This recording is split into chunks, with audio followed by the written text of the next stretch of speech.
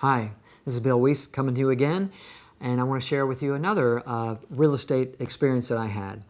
You know, there was a time that I was called by this particular owner in the neighborhood that I sold homes in.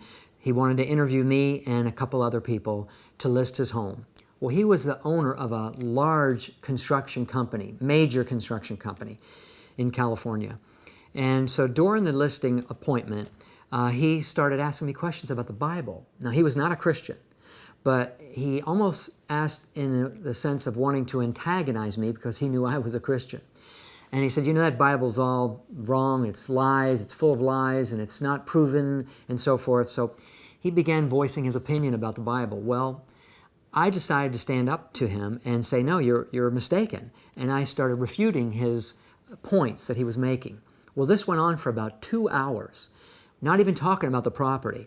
Well, during this time, I figured I probably wouldn't get the listing because I was going against everything he believed.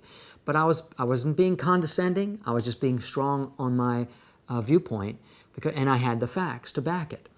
Well, after this 2 hours, he said to me, Bill Wiese, you've got the listing.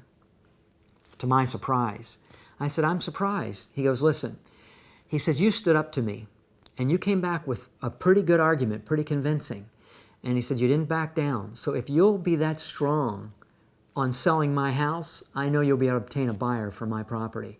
And also, you weren't worried about whether you got the listing or not. You were being honest. You stood up for your principles. So I trust you. I want you to list the house. So, you know, and there's a scripture in Proverbs 28:23 that says, he that rebukes a man afterwards will find more favor than he that flatters with a tongue. So I didn't rebuke him, but I stood up to him and challenged him in his beliefs. And he actually said he was swayed by the end of our conversation that he was starting to believe the Bible, which was a big deal. So anyway, so I ended up listing the home and selling the property.